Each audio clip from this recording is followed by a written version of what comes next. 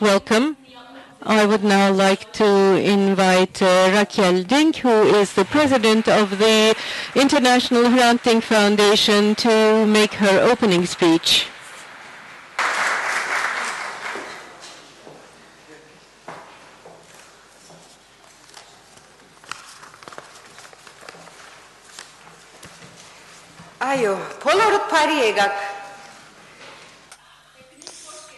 Welcome, everyone. The speaker is speaking in different languages, Armenian and Turkish. Brothers and sisters, in 2005, there was the very important Armenian conference, which was supposed to be held in this hall, but was obstructed.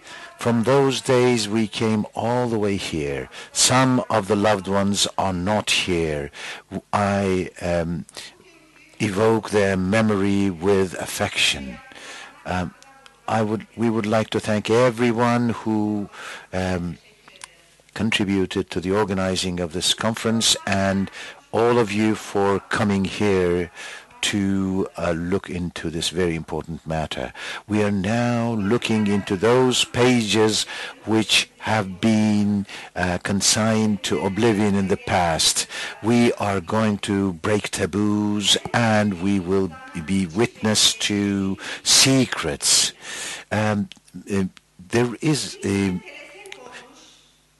saying that says that the language is a secret. We always think that people who have denied their past are bad people, but this is not true. We have never asked why these people have reneged on their religion or language or ethnic group. We cannot ignore their tribulations, trials and tribulations, but now it cannot be hidden any longer, and therefore we are now looking into this. Today we're going to take up a period of time when people went through very difficult times. Now this is the time for us, legally speaking, Armenians, to look into the mirror as well. We knew for years but ignored the existence of our other half, and of course we will now face this history which is full of whys. God says, in the same way as the sun cannot be blackened, truth cannot be hidden forever, and it will not remain hidden. So the whispers now will turn into a situation where we will yell out from atop roofs. What these people who were called the remains of the sword are now coming forth. Should they talk about their loved ones, how they were taken away forcibly from the loved ones, how they lost their loved one, or should they speak about their lost culture and their language that they can never use again, or the faith that they were forced to leave behind? Perhaps they cannot whisper any longer. Nobody really talked to them. Nobody called to them. They were eradicated from history. They were buried alive. Now these whispers are coming out as powerful appeals and cries. Hrant wanted to talk about the Armenian tribulations not only on the basis of those that were dead, those that are dead, but also on the basis of those alive. He always said that we should look at the living as well. today we see all of us how right he was in emphasizing this. I hope this kind of confrontation will lead us to overcome our fears and worries and march to the future with great courage. I do hope that this discussion will lead us to discover truth, and I thank you all for being here.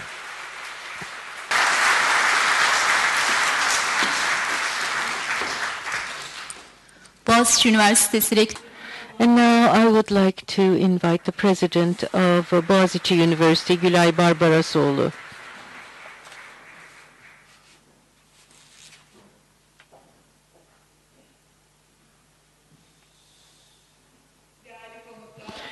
Distinguished guests, dear colleagues,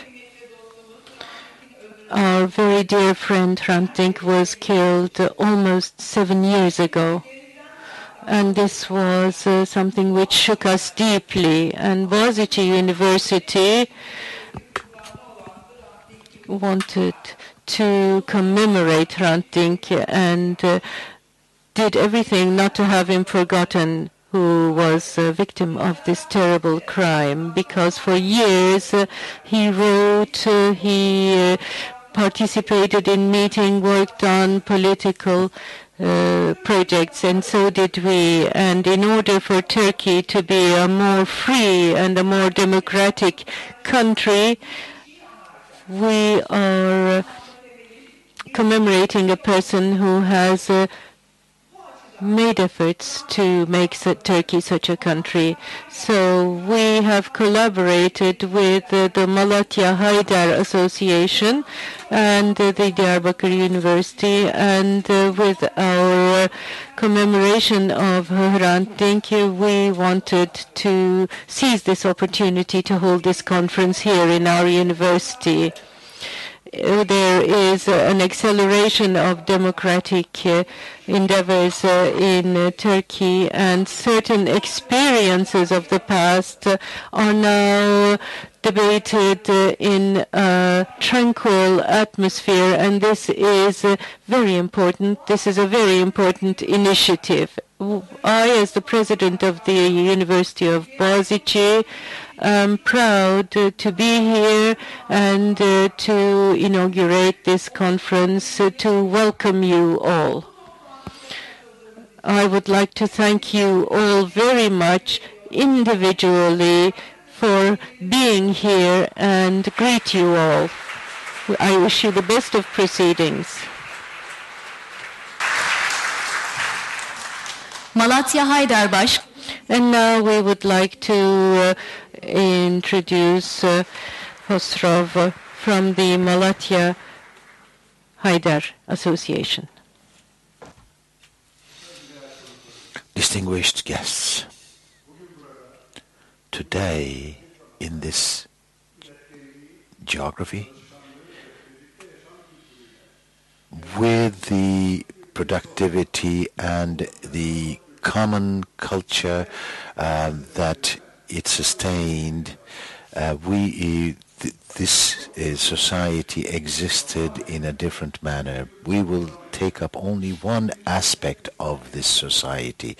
In the past, this topic was suppressed. This was a topic this was a wound that was open, but nobody looked at it. We have volumes of which we will take up only one and open to read.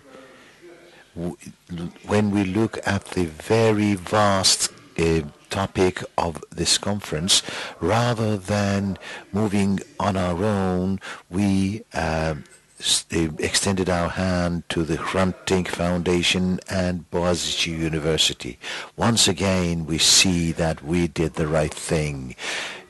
Taking this opportunity, I would like to thank the Hrant Dink Foundation to Boğaziçi University for having joined this project, and to the organizing committee that worked for 2 long years, for the scientific board, and everyone who has put in such good work to the organizing of this conference. I thank them on behalf of my association and in my own name.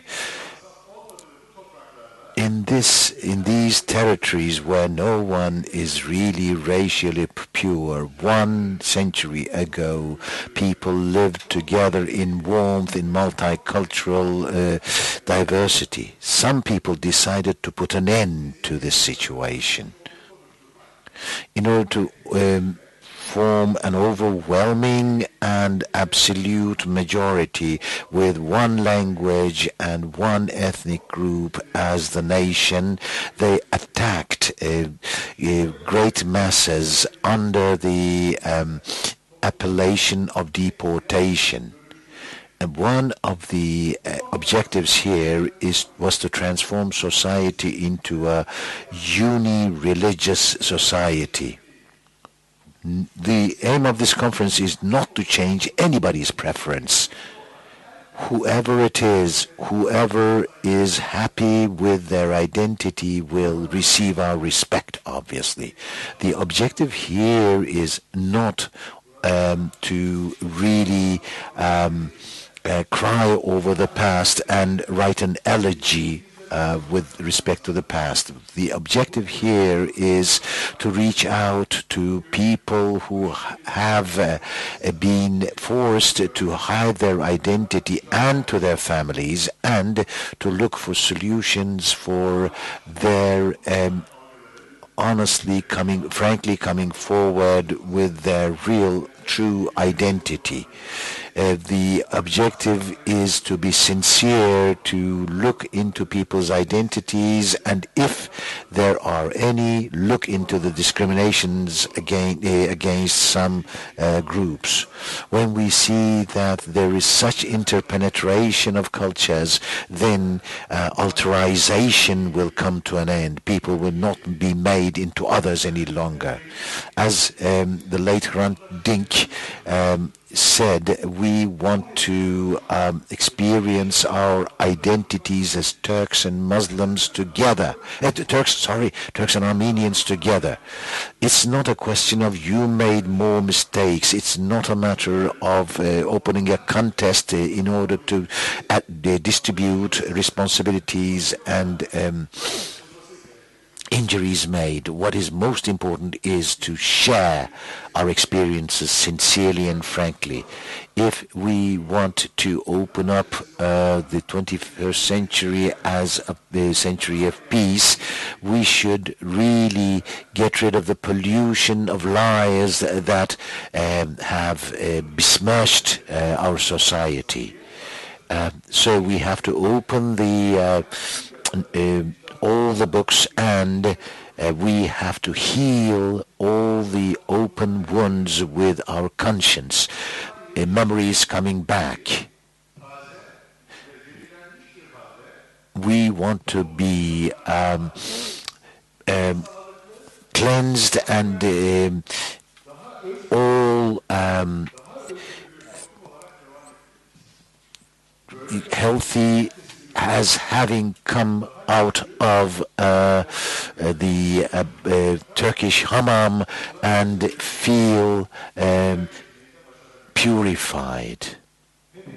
We can then become the kind of design that is formed by the Ebru, the waterworks that is the product of this geography. I greet you all with respect and hope that this will be a very good conference. Now I would like to invite Ayşe Altınay, who's one of the members of the organizing committee. She teaches at Sabancı University. Welcome. First of all, I'd like to thank you on behalf of the Hrant Dink Foundation, and then share with you what this conference means for us. It's very exciting to be here. Let me share that first with you. And our first thanks goes to Hrant Dink, who opened our minds and our hearts since 1990, to Agos, and to all those who wrote their memoirs in literature, in research work, to bring this issue to the agenda. And some of them are amongst us today. And the suggestion for such a conference came from MalatyaHAYDer, so I'd like to thank Hosrof, Köletavitoğlu, and MalatyaHAYDer for their suggestions. And it is thanks to Ayfer Bartucandan from the History Department of Boğaziçi University who made this event possible. So I would like to thank all of the university, the President Gülay, Barbarosoğlu as well, for their contributions. And the Chrest Foundation, Friedrich Ebert Foundation, and the International Olof Palme International Center are also to be thanked for their support for the conference. And we'd like to thank Sunkur Savran, Nurderiş Otoman, and Pakrat Estukyan, who will be our interpreters, Detay Konferans, who will be providing for the simultaneous equipment, and all those who contributed. And of course, all of you individually for being here with us today.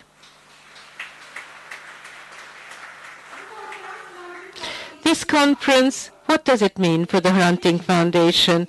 In 2005, those who read Fethiye Çetin's My Grandmother will have remembered this excerpt from someone who spoke as a Kemalist. If you would encounter Fethiye Çetin today, what would you say? I would ask her forgiveness for her grandmother. And what if her grandmother spoke? I would be speechless. So the grandmother in question is Fethiye Çetin's grandmother Heranush, who was named later on Seher, and this encounter with this no longer existing person led us to question so many issues. Who was Heranush? Why was she Seher? What happened to her? What happened to her existence in the national narrative, in the family narratives? There is no mention of these women, or in a certain sense, in a lesser sense, these men. Where are they? Where are their children, their grandchildren, and their cousins? So today in Boğaziçi University we are having a historical encounter where we will be debating over a century-long silence, and it is this silence which rendered us so sad for so long, but we are so happy to be able to break this silence today and to be here all together. As I said, about 8 years ago we had tried to organize the first Armenian conference in Boğaziçi University, but only days before the beginning of the conference, the then Justice Minister Cemil Çiçek said, "This is a dagger stabbed in the back of the Turkish nation." And of course, following these words, the conference was not able to be held in this university, but in Bilgi University. So what happened to Armenians in 1915 was the burning question, and it is as Hrant Dink would have dreamt it that we are talking about it today, because it's not only those who died, but those who survived that we'll be speaking of. And when Hrant Dink was speaking of the states of mind of being an Armenian in that conference, his speech of water will find its way had touched everyone to tears. And in a panel which was held just a day before, the Tales of Calamity and Survival was the panel where Fethiye Çetin and İrfan Palalı spoke of their Armenian past. So there was a turning point in 1991 with the publishing of Serdar Can's book, My Grandmother's Fairy Tales, but this was not read widely. And the Islamicized Armenians issue began more to be debated in 2004, when first in August the news that Sabiha Gökçen was an Armenian orphan came to be discussed, and then Fethiye Çetin published her book My Grandmother, and then we began to have so much information about this part of our history. So since the book was published, it was 10 years ago. It has had 10 editions. It was translated into 11 languages and also led to the holding of this conference. And the Sabiha Gökçen piece of news is still put under silence. Nobody dares take up that issue. Whereas, as Hrant said in his last articles, the stones of the road which led to his being torn away from us was paved with that piece of news. And we are here today in the absence of Hrant. And we are not only discussing that sad past, but this very sorrowful near past that we have. And Hrant Dink, with his wonderful and enormous heart, has led us to be here today, but we cannot embrace him. We will embrace each other and share our sorrow and our hopes together.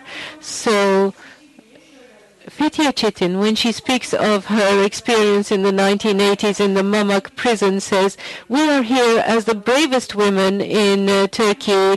We resist the coup d'etat, we resist the military, but when we speak about our grandmother's tales, we say these in whispers." And so in the 3 days that we'll be passing here, we will be talking about the Islamicized Armenians from a historical, social, economic, cultural background. And we will be speaking loud and clear those stories which were whispered up to now.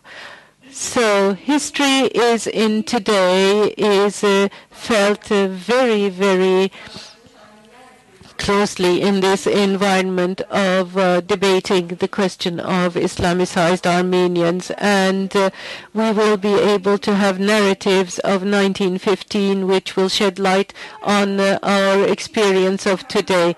And I'm sure something must have drawn your attention about this conference. First of all, there is a sign that there are different forms of Islamicization, and there are people who became Muslims even if they chose to do so. We cannot say everyone was Islamicized, so we need to say Islamized and Islamicized, those who have accepted Islam and those who were forcefully Islamicized. And in the next 3 days, we will be trying to seek answers to why were Armenians Islamicized. And we will try to find out where they are today in politics, in media, in academic research, in daily life. And in our book that we prepared with Fethiye Çetin grandchildren, we said we can meet them in schools, in the assembly, in hospitals, in factories, in the countryside. It can be the bus driver that you meet every day, or the nurse which gives you blood, or a newspaper, a journalist whom you like to read. It could be your person who gives you your identity card, or your favorite theater actor, and it can even be the imam of the mosque that is next to your house. And if you start asking those questions that you didn't dare ask before, you can see that they are very close to you. And we had said that this conference will show us that this diversity is even beyond what we could have imagined, and will bear truths which were hidden up to now. And in 1915, many historians said that there were around 200,000 Armenians which were Islamicized. And even if we believe that it's 100,000, then we know that there are 3 or 4 generations of people since then that a few million people who live at present in Turkey are of Armenian origin and have relations. So this is a question which concerns millions of people in Turkey, and we believe this conference will clear the way to shedding light on what happened in 1915 and to debate and to come to terms with history as well as with ourselves, to reckon this diversity in our culture, to put an end to discrimination and to enable us to live together once again peacefully. And Hrant Dink Foundation has made this debate possible, and it will also shed light on many other debates all over the world, like the white families in Australia who adopted Aborigines children, or the lost generation as they were called, the adopted children in Argentina after the coup d'etat, and especially the adopted children, Jewish children in Poland and Hungary after the Second World War. And this will shed light on the 19th and 20th century world history and bring forward new perspectives as regards this discrimination. So this is not only reserved to 1915. And we are very aware of the openings that this might bring to us in Turkey. Last year, when Fethiye Çetin went to her grandmother Heranuş's village and constructed the fountains there, the water started flowing abundantly, and this abundant flow of water will now bring forward all those whispers into a strong voice which will be heard by everyone in literature, in documentaries, and in research work.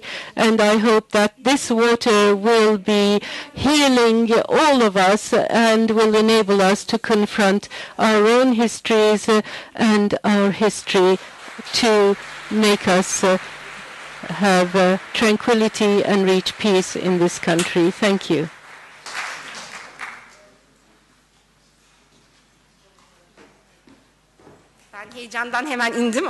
Well, I got down because I was so excited, but I was going to really introduce the next activity. We're starting with a very special kind of chat.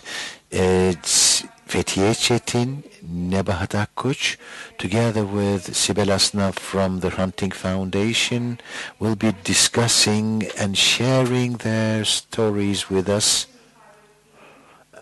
and also sharing with us what it means to them, this kind of sharing, if we can find them. Yes, there they are. Bu arada bir duyuru da yapmak istiyoruz. We would like to also make an announcement. The last day of the conference, on Monday, we will have 2 workshops, one in Turkish and one in English. Jülide Aral and Ufuk Sezgin will be the moderators. In the Turkish workshop, the grandchildren and grand-grandchildren will come together and will be sharing what they have discussed over dinner. In the English-speaking workshop, people will be talking about how, well, all the international participants who are touched by this kind of situation will be talking about their own situation. Yes, we are starting a discussion, a chat, a talk that has been postponed for hundreds of years. Nebahat Akkoç, Fethiye Çetin, and myself, we would like to talk about these hidden truths and talk about and raise the silent truths. There is no need to introduce Fethiye Çetin, but nonetheless I would like to say a few words. We know her both as the lawyer of the Hrant Dink case and also with her book, My Grandmother, and her most recent book, I Feel Ashamed, is also a very important testimony to what has happened at the Hrant Dink Foundation. Nebahat Akkoç is the founder of Kamer, which is a Women's Solidarity Association in Diyarbakır. During the 1990s, under the state of emergency, she was also victimized as a woman. And in order to find a solution to all these problems, she has contributed and feels proud in bringing comfort and pride to many Kurdish women. As a Kurd, she is looking also into the plight of Armenians in history.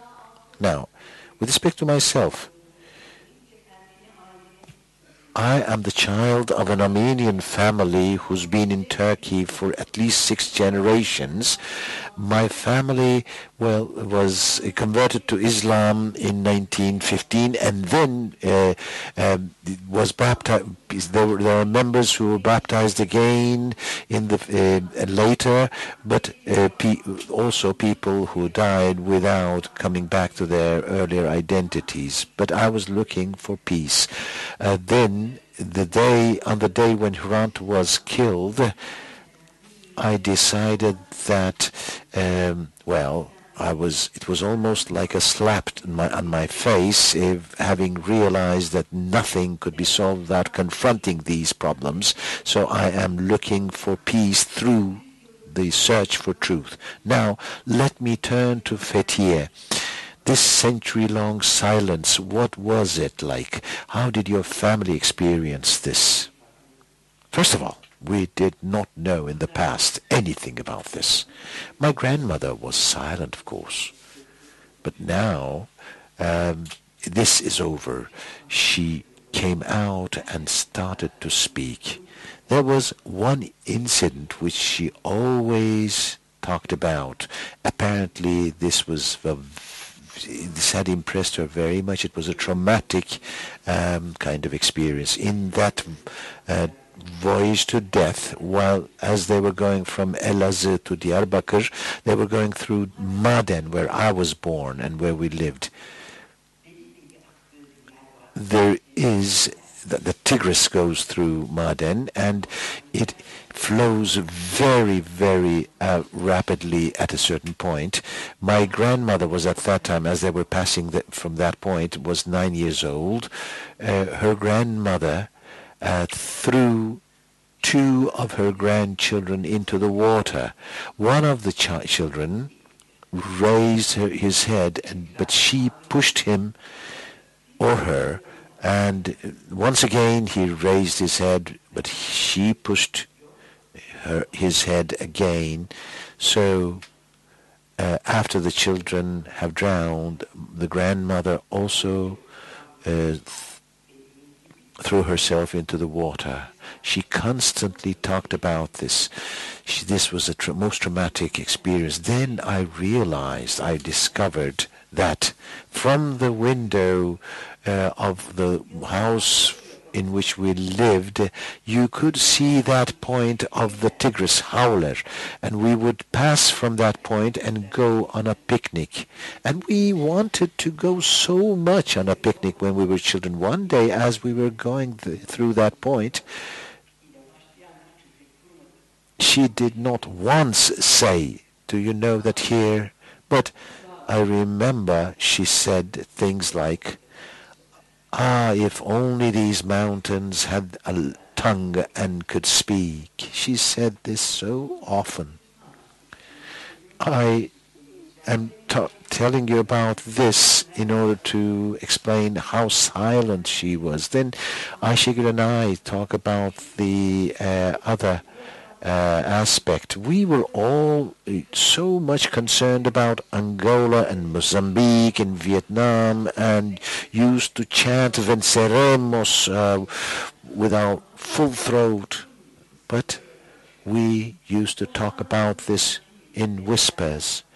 Perhaps there are so many things that have not been told yet. Now, I would like to share with you something.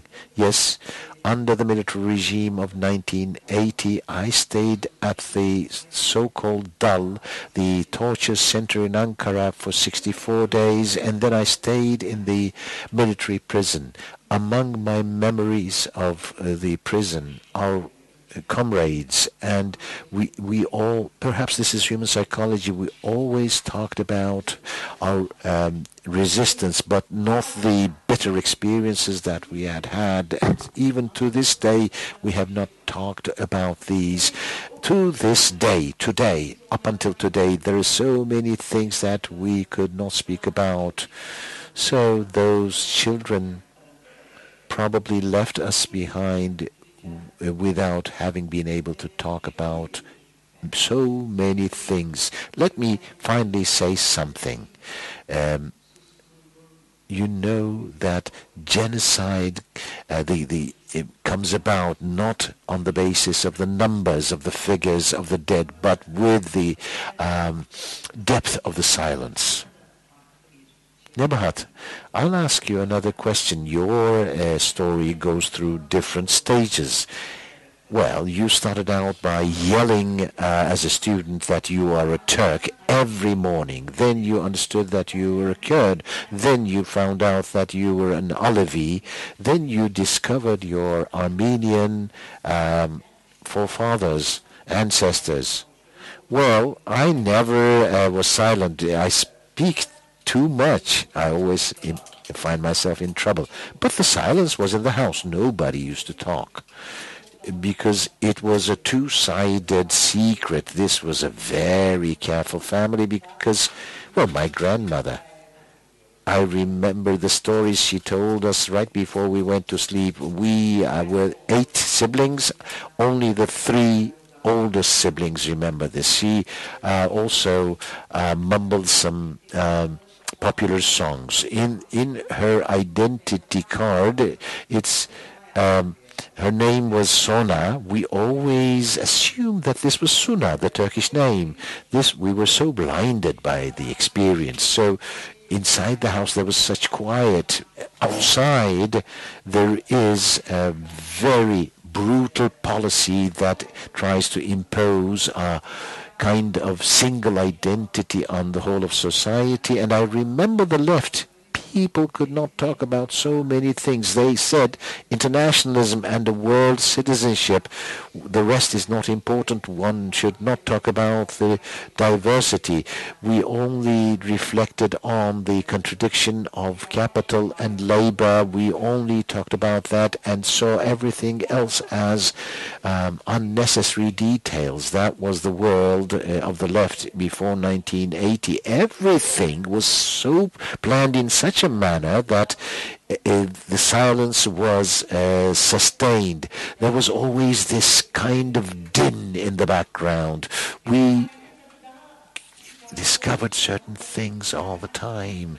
So because I was, left in between two sides, that I didn't know how to solve the problems. My mother was a Sunni woman and who was of, very convicted faith. And then we had an Alevi maternal uncle. This is comical.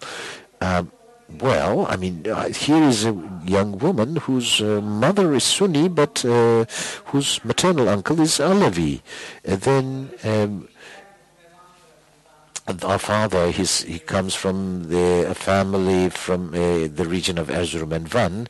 When all the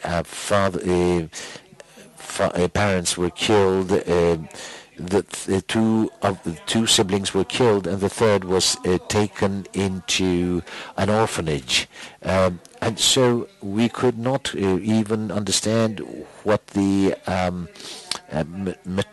maternal aunt was about. So we were so blinded that we could not even question. There was this din in the background.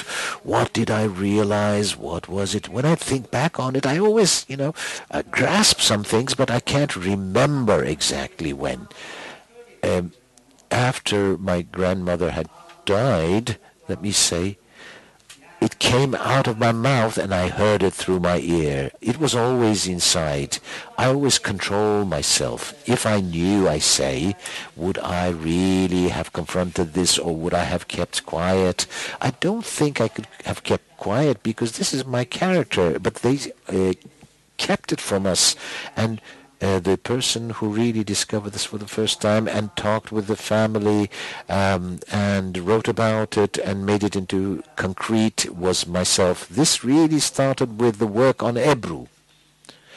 Do you remember the book on the Ebru and the book and the exhibition and the photographs? Which one is Turkey was the question. Ebru, as our foreign guests probably will know, is this art made on water which brings together very different colors. Well, there was this, I am a teacher, talk about the Ebru, says some friend. Shall I talk about my friend who has different characteristics? There was always this thing inside which really tormented me, and I was not ready to share all this and to write about it in Urfa. Myself, Ayşe and Fethiye. Ayşe said, write this article. You're too late. Now they retired to their rooms in the morning, and I retired to my room, and I wrote the article. And I wept the whole night. For the first time, I wrote it. I saw it with my own eyes. My tongue said it, my ear heard me, and my family felt comforted.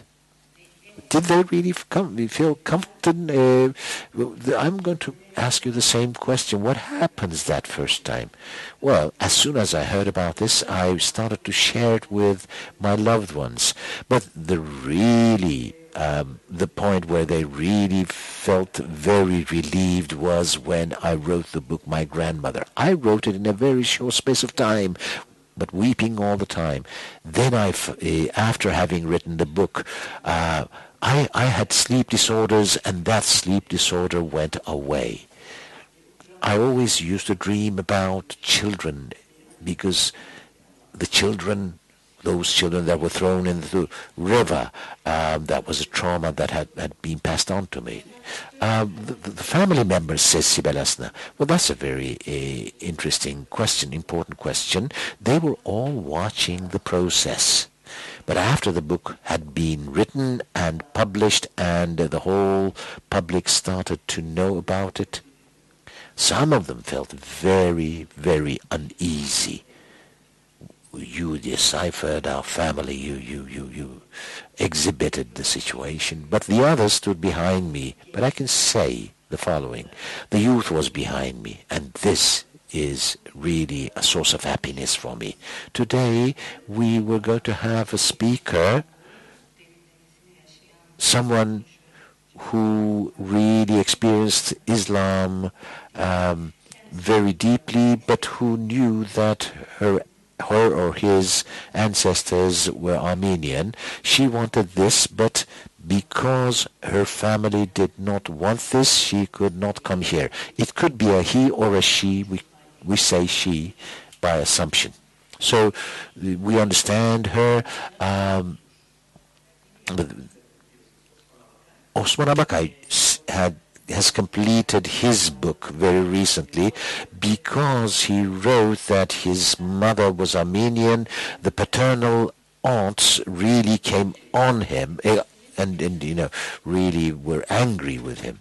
Nebahat, your family? Well, we don't have anyone. I don't have anyone. This is the kind of family I have.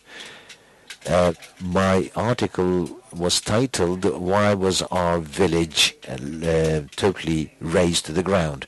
Because there is no one around me. I was raised in Bursa, And with respect to the Alavi aspect, they are, my mother and the others are the lost girls of Dersim. When I first spoke in Diyarbakır, the son of my sister was listening to me, to Fethiye, to Ayşe, and said, now this is really understandable. Because this was like a world without gravitation. Nothing fits in. Nothing fits. You struggle on the basis of being a Kurd. It doesn't click. Then you look at something else. It doesn't. One looks for a kind of belonging. One wants to put one's feet on the ground. And whatever you do, there's a culture. This is it is that culture that forms you. It's the culture that doesn't fit. Values do not fit, and you cannot exist there or here. So for me, this is kind of like living in a world with gravitation. No one came up against me. Let me go over to something else. You grew up in Muslim families, households. What was the place of Islam in that kind of life? What I went through, well, my family, my grandfather and my grandmother really prayed 5 times a day. My grandmother was against bigotry, and there was real conflict between my grandfather and my grandmother.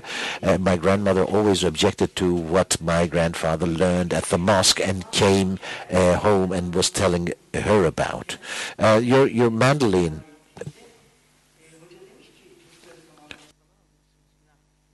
The mandolin story. The imam said, your granddaughter should not play the mandolin. And my grandmother was scolded my grandfather so severely that he could not open his mouth again. One should not generalize. There's nothing really, no research carried out on this. Both in stories of grandchildren and in other stories, I realize the following. There's a lot of diversity here. Women who were adults when they were Islamicized experienced Islam in a different manner. Some of them are simply putting on a show. Some refuse to do the Islamic prayer and are beaten by their husbands. So the husbands of some say, well, at least move your lips so that people think that you are praying. So in adults there are these kinds of stories. But for children, for those who were Islamicized, forcibly converted into Islam earlier, there are differences, different situations. Well, they really live very intensely, perhaps even more intensely than others, this religion. We talked about this with friends. Why is this? Is it because they don't want to be outcasts, to find their place for themselves in society? But then there could be another thing. I could see this in my grandmother, perhaps setting up a connection to God. That kind of practicing one's religion was good for her. Many of these people really devoted themselves to God and to religion. That's how they were trying to cope with their trauma. It could be like healing, says Sibel Asna. Grandmothers always have these common trait of bringing the family together, cooking well, and running to solve so many problems. And we see this in the book Grandchildren and your book. How could it be that there's this this shared characteristic? Well, it's a question of making yourself accepted. You don't belong there, but you have to live there, and you want to be accepted. This is the kind of effort. Yes, this was the case. My grandmother was seen as someone who was very helpful and resourceful and who could cook well, and I agree with this definitely. But there's something, Nebahat, that I would like to add. My grandmother as well. And my grandfathers used to say about my grandmother, well, she could find a cradle for the newborn and anything needed for any others, a coffin for the dead. Well, she was very resourceful and could do her work very well, but these people went through such trials and tribulations, and they felt abandoned, they felt lonely. Solitude was the feeling, and they were they lost all their confidence because they were abandoned. In order to rise up again, they always posed themselves certain responsibilities and duties. And that's how they became happy, because they succeeded in this and were accepted and loved, and thus were healed and regained their confidence. They healed themselves, perhaps. This is the kind of aspect. Well, we don't know. We will see through a lot of research to be done in the future. Many people, my grandmother as well, they looked as if they were really enjoying being Muslims. But one of the best novels recently is The Lost Territory of Paradise by Yavuz Ekinci, where the grandmother has this bundle within which she has this cross. My grandmother had her bundle, and she, for instance, had this embroidered piece, 2 pieces that she would bring out if we really pressed her, but we don't know what else she had. Did they really feel Muslims, or did they put up a show? But my grandfather used to say there's only one God, not two. Fethiye, you found your relatives living in the diaspora. How do they look at these situations? I mean, do they look at you as a Turk, or as an Armenian, or as a Muslim? Now, once I learned about my grandmother's story, I said to myself, well, Armenians must have a lot of information on this, and I spoke about this to Hrant as well. But no, they don't have much information on this either. Then, in the obituary that was published in Agos, and this reached to some to the knowledge of some people, and so we got together with a relative who was living in the United States.